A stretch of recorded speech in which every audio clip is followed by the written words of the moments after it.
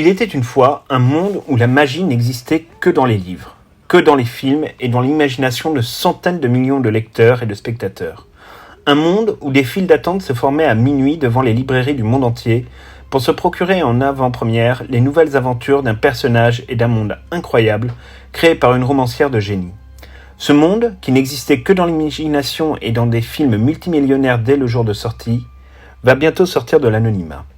C'est dans ce contexte que ce monde, que nous avons imaginé pendant des années dans nos têtes, que les artistes de la Warner Bros et de Universal Resort se sont lancés dans le pari de réaliser grandeur nature les décors les plus emblématiques de la saga. Basé à Orlando, le projet est travaillé dès 2006 sous le nom de code Strongarm. En 2007, la nouvelle est officialisée par Universal et les travaux débutent immédiatement. Le Wizarding World sort peu à peu de terre. Très vite, les premières cheminées, les premières tours commencent à apparaître. Poudlard et Préolard sortiront de terre et inaugurés en grande pompe en 2010, avant d'être complétés en 2014 par l'exclusivité mondiale du chemin de traverse et de la gare de King Cross. Vous pouvez désormais emprunter les couloirs du château, voyager dans le Poudlard Express, dévaliser les boutiques du chemin de traverse, acheter votre propre baguette, boire une bière au beurre à Préolard et vivre des aventures à l'une ou l'autre pareille, tout ceci dans le Wizarding World of Harry Potter à Universal Orlando, en Floride.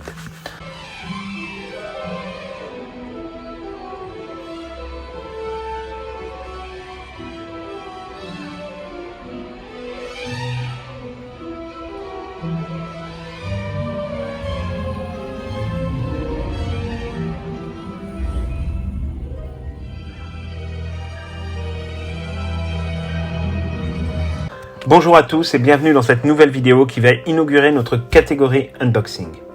Jusqu'à présent, on les faisait principalement sur notre compte Instagram, mais aujourd'hui, nous avons quelque chose de très spécial à vous montrer. En effet, vous le savez, nous sommes de gros collectionneurs de tout ce qui a un rapport avec Harry Potter et le Wizarding World de J.K. Rowling. Et lors de plusieurs ventes aux enchères, nous avons réussi à reconstituer certaines pièces aujourd'hui introuvables. Alors, c'est parti pour vous faire découvrir tout cela. Alors, premier objet exceptionnel qu'on a à vous présenter, c'est le tout premier badge d'accès au chantier de Wizarding World. Comme on vous l'a dit dans la vidéo, ce projet s'appelait le projet Strongarm. Et en fait, évidemment, pour accéder au chantier, il fallait avoir un dispositif de sécurité, donc par ce badge.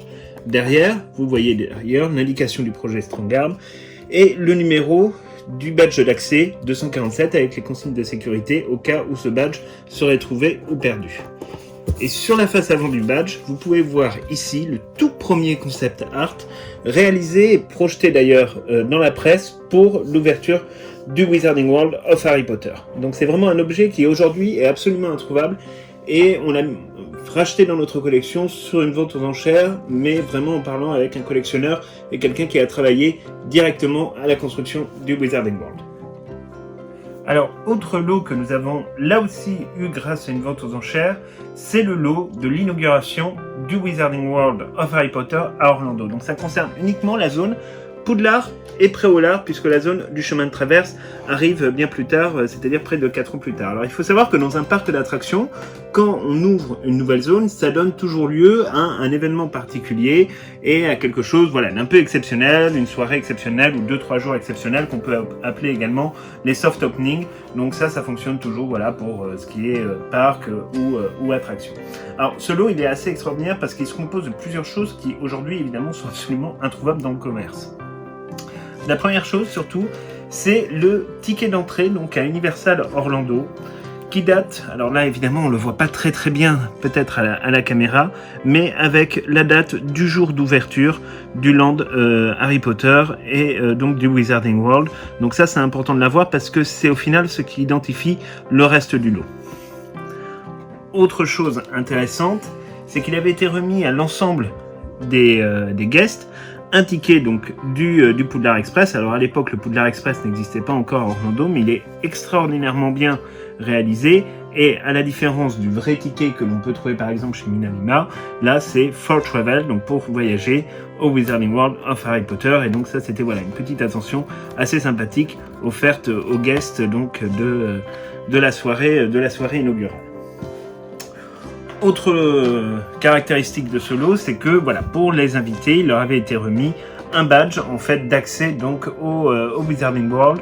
C'est un badge commémoratif, hein, donc qui est sous plastique, c'est quelque chose d'assez classique mais qui est en tout cas très très bien conservé. Et comme vous pouvez le voir, ça indique effectivement la date de la grande cérémonie d'ouverture du Wizarding World. Donc ça aussi c'est un élément qui est assez rare et en tout cas c'est un très gros souvenir pour tous ceux qui sont allés sur le parc. Alors, autre élément intéressant de ce lot d'ouverture donc du Wizarding World, c'est que tous les guests étaient repartis avec une baguette, donc sous boîte Ollivander. Comme on le voit, la baguette, en tout cas la boîte, est sérigraphiée donc pour célébrer l'occasion de l'ouverture donc du Wizarding World à Orlando, en Floride. Alors, à l'intérieur, c'est vraiment une boîte Ollivander un peu plus classique, avec la baguette de Harry Potter, donc qui est en très très bon état, et qui est vraiment voilà, une baguette toute simple comme celle qu'on peut trouver sur Noble Collection. Elle me semble peut-être un tout petit chouïa plus lourde que celle de Noble Collection, mais en tout cas voilà. Par contre, petite erreur, c'est qu'elles n'ont pas été faites interactives. Ça, c'est un peu dommage, ils auraient peut-être pu faire un petit effort là-dessus, surtout que la différence de prix n'était pas monumentale dans le cadre d'une soirée guest. Enfin, dernier artefact, si j'ose dire, que nous avons réussi à racheter aux enchères, c'est le badge d'accès donc pour les médias donc aux 3 jours d'ouverture du Wizarding World. Alors ce petit point rouge il est assez intéressant parce que généralement dans les relations presse, quand il y a un point rouge, ça veut dire que c'est une personne qui a accès vraiment aux zones les plus proches de l'action. Donc ça c'est toujours un truc un peu malin et un peu intéressant. Voilà, alors surtout aussi ce qui est très drôle, c'est qu'il est livré donc avec une lanière officielle du Wizarding World à Orlando. Et que sur cette lanière, il y a une phrase que l'on connaît bien, puisqu'il est écrit « I must not tell lies ». Pour ceux qui n'ont pas lu ou pas vu la version en anglais, c'est « Je ne dois pas dire de mensonges », la célèbre phrase de Dolores Umbridge écrite en lettres rouges. Et alors, ce qui est très très drôle, c'est de donner ce badge à la presse avec cette lanière-là, alors que c'est eux qui vont rédiger les premiers articles pour l'ouverture du Wizarding World. Donc il y a quand même là quelque chose d'assez drôle et d'assez comique. Voilà, donc ça c'est le tout premier lot d'ouverture du Wizarding World of Harry Potter à Orlando. Donc c'est un lot qui évidemment est quasiment introuvable aujourd'hui, si ce n'est sur quelques ventes aux enchères. Mais en tout cas dans cette configuration-là, à la fois avec les badges d'accès, le billet d'entrée et la baguette, personnellement, on ne l'avait jamais vu, donc voilà, ça c'est le tout premier lot qu'on devait vous présenter, donc c'est vraiment, encore une fois, un lot extrêmement rare dans notre collection, et on est très fiers de l'avoir. Alors ça, c'est peut-être l'objet le plus rare, en tout cas le lot le plus rare que nous avons aujourd'hui dans notre collection, peut-être en dehors d'une ou deux autres pièces. Comme vous pouvez le voir, sur ce petit coffret, en fait, figure évidemment quelques éléments qui font rappeler un coffre qu'on pourrait trouver par exemple à Poudlard, mais surtout ici le logo, où vous avez à la fois donc Hogsmeade en anglais c'est Préolard, et surtout l'ajout de la Diagon Alley, donc qui est le chemin de traverse à Universal Orlando Resort. Il faut savoir que Diagon Alley, comme on vous le disait, est une exclusivité de Orlando et que vous ne le trouverez jamais nulle part au monde. Et vous l'aurez deviné, ce coffret, en réalité, c'est le coffret qui a été remis à peu près à 300 personnes d'après son histoire, c'est-à-dire des ultra VIP, des guests très importants. Nous, à titre personnel, on l'a racheté donc sur une vente aux enchères à une personnalité haut placée de Universal Orlando. Je ne sais pas si on a le droit de dire qui c'est, mais en tout cas, voilà, on sait que la provenance de ce lot est quand même impressionnante. Donc, on va maintenant vous le montrer. Alors, l'ouverture est un peu parfois compliquée, un peu ratée, mais c'est pas très important. Ce qui compte surtout, c'est l'intérieur. Alors, ça commence de manière assez mignonne avec une toute petite peluche qui est censée représenter Errol. Alors, ce qui est drôle, c'est que sa tête tourne à 180 degrés. Bon, voilà, ça c'est vraiment pour la petite blague et pour la petite anecdote. Et ensuite, dans ce coffret, on va trouver plein de petites choses qu'on va vous détailler les unes après les autres. Alors, tout d'abord, ce que l'on peut trouver, c'est la reproduction des galions, donc les galions, les mornilles et les noises, que vous pouvez donc retrouver là aussi sur Noble Collection. Le coffret est exactement le même, d'ailleurs le certificat d'authenticité est là pour le prouver. Alors pourquoi d'ailleurs quelque chose en rapport avec Gringotts? C'est tout simplement puisque Gringotts, Escape from Gringotts est la seule attraction aujourd'hui du Wizarding World, en tout cas pour sa partie du chemin de traverse. Donc voilà, c'est pour ça qu'ils ont fait vraiment un petit coffret en rapport avec l'ouverture de Gringotts. Alors ensuite, toujours à l'intérieur de ce coffret, on a une petite carte postale qui, je pense, pendant la soirée pouvait être envoyée depuis la gare de Préolard, puisqu'il y a tout un espace qui a été réservé en fait pour la poste américaine. Et donc ça, c'était vraiment aussi l'un des tout premiers concept art qui a été publié. Alors vous vous dites, bon ouais, une carte postale, ok, what else, mais sauf que cette carte postale n'est trouvable évidemment nulle part, puisque c'était une carte spéciale pour la soirée d'ouverture. Alors, autre chose qui n'a pas beaucoup d'importance, mais qui vient compléter un lot, et plus le lot est complet, plus il a de la valeur, c'était la petite plaque qui est en métal, et qui servait en fait à la réservation des tables au chaudron baveur pour la soirée inaugurale. Donc c'est pas un très grand souvenir, mais mine de rien, voilà, ça permet de compléter le lot. Ensuite, il a été distribué également dans ce petit lot un petit fascicule, alors assez touristique, ça ressemble un petit peu à ce qu'on peut voir dans les offices de tourisme, mais à l'intérieur avec une carte très spéciale, donc du Wizarding World, où on peut voir à la fois la zone donc du Wizarding World avec Préolard et Poudlard, mais aussi la zone du chemin de traverse. Alors il y a des choses qui sont un peu marrantes. Est-ce que ça préaugure de quelque chose qui viendrait un jour? Par exemple, sur le lac, on peut voir le bateau de Durmstrang qui est présent, ou encore la cabane de Hagrid qui effectivement repose actuellement à côté de Flight of the Hippogriff. D'ailleurs, on voit effectivement qu'il y a le nom des attractions, y compris celle qui a disparu, Dragon Challenge, ou en français ça s'appelait Dreading Dragons, qui a disparu depuis. Donc vraiment, ça fait en sorte que cette carte devient véritablement collector. Alors ensuite, comme on vous l'a dit, on a racheté ça à une personnalité qui est haut placée à Universal, enfin était haut placée à Universal, puisque maintenant elle a pris d'autres engagements professionnels. Et donc ça, c'était en fait les badges sur lesquels ils pouvaient mettre leur badge officiel de travailleurs d'Orlando, comme pour Disney et les cast members. Les team members là-bas ont évidemment des petits tags avec leur nom, voilà, il y avait toute une série de petits présentoirs pour inciter les gens à venir au Wizarding World et découvrir donc cette nouvelle zone. Alors évidemment, King Cross Porters, c'est tout simplement puisque quand ils ont ouvert la zone du chemin de traverse, il y avait dedans la gare de King Cross, et donc évidemment vous pouviez prendre le Poudlard Express sans aucune difficulté avec ce petit badge. Et enfin le dernier, donc voilà, qui n'a rien d'exceptionnel, mais bon, c'est toujours ça de prix, voilà, pour mettre son petit name tag avec le fait que le chemin de traverse est à nouveau ouvert. Alors là, qu'est-ce qu'on trouve? On trouve également une carte de Choco-Grenouille. Bon, on voit pas trop bien ce que ça va faire là-dedans. C'est évidemment la carte de Choco-Grenouille d'Albus Dumbledore, avec exactement la même description que l'on peut trouver dans Harry Potter à l'école des sorciers. Alors, autre chose dont on est très fier de l'avoir, alors ça, on l'a racheté un petit peu à part. C'est en fait un badge exclusif donc pour les team members, pour l'ouverture en fait du Poudlard Express. Donc vous voyez, il y a bien l'année d'ouverture 2014 qui figure juste ici, et ce badge aujourd'hui sur le marché des ventes aux enchères se vend à peu près à 200$, et nous on l'a eu pour un prix un peu moindre, mais voilà, c'est aujourd'hui un artefact qui est assez rare.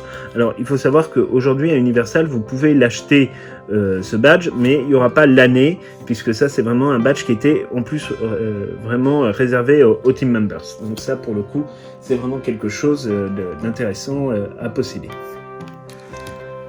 Alors évidemment, qui dit soirée et période exceptionnelle au Wizarding World dit évidemment le badge collector, donc voilà, qui fêtait donc la Celebration of Harry Potter. Il faut savoir qu'à cette occasion, il y avait tout un tas d'événements qui avaient été organisés à Orlando, y compris par exemple une exposition de Mina Lima sur le site même d'Orlando. Enfin, ils avaient vraiment fait quelque chose d'assez extraordinaire.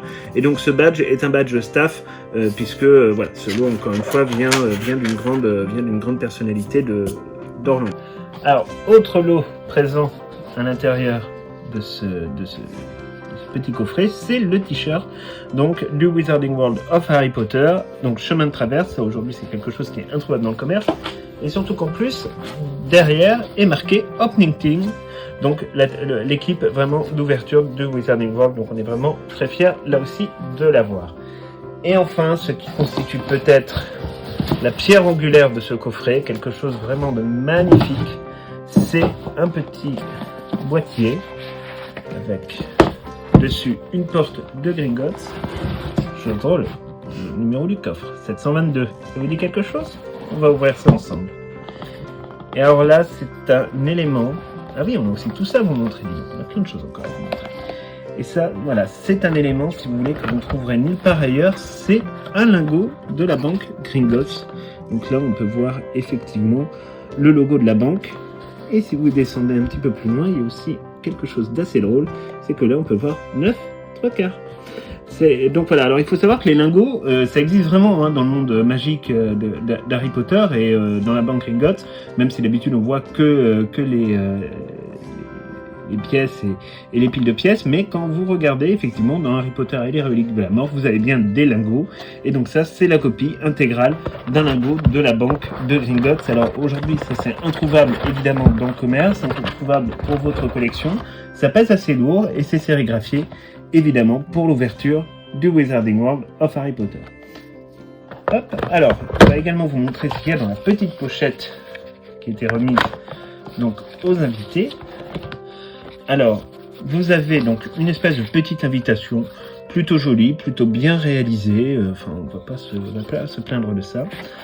Un ticket pour prendre le Poudlard Express, donc là ça ressemble furieusement, enfin c'est même la copie quasi intégrale de celui qu'on peut voir chez Nina Lima, donc pour aller de Londres à Hogwarts, puisque c'était l'ouverture donc du Wizarding World.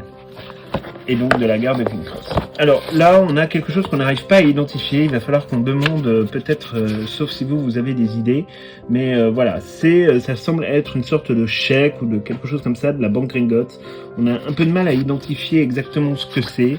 Ça, il faut peut-être qu'on demande des précisions parce que c'était pas précisé que c'était dans le lot, donc on sait pas exactement ce que c'est. Mais bon, on pense pas que c'est une grosse valeur, même si évidemment l'avoir fait partie du lot. Et donc là aussi, comme pour le premier lot que vous a montré pour l'ouverture d'Hogsmeade, et bien ici vous avez celui avec le chemin de traverse et petit souvenir derrière, évidemment, avec Hogsmeade également ici présent. Si vous regardez à l'intérieur de ce petit document, alors déjà il est frappé aux armoiries de Gringotts. Et à l'intérieur, vous avez la petite lettre d'invitation pour voilà, le fait que vous êtes invité. Donc le 20 juin 2014, on vous explique un peu comment va se passer la soirée d'ouverture. Voilà, que ça se terminera à 10h30, qu'il y a tout un tas de choses à faire. Enfin bref, c'est assez intéressant. Voilà, que pour s'y rendre, il fallait prendre le train à la gare de Gringotts. Donc non, c'est vraiment bien pensé. Et ensuite, évidemment, ce qu'il y a, mais bon, on vous l'a déjà montré, donc on va pas vous la remontrer dans ce unboxing, c'est la baguette de Harry Potter, mais là, pour le coup, pas dans une boîte sérigraphiée, donc ça c'est un petit peu dommage. Mais bon, voilà, on a donc la baguette de Harry Potter en 3 exemplaires, mais c'est pas grave, on est vraiment des collectionneurs. Voilà, grosso modo, c'est tout pour cette vidéo et ce tout premier unboxing. Très sincèrement, vraiment, ce lot, on est absolument ravis et très émus de l'avoir. On l'a reçu il y a seulement quelques jours.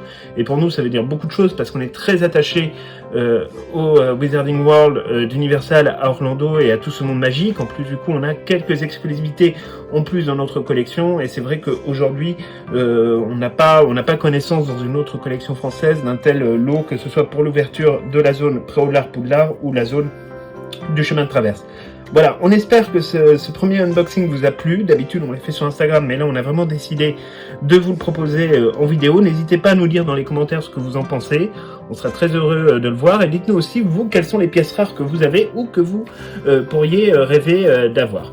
Voilà, on vous souhaite à tous une très bonne semaine, un très bon week-end puisque cette vidéo sort le samedi et on se retrouve donc dès la semaine prochaine après un week-end bien reposant pour de nouvelles aventures. À très bientôt.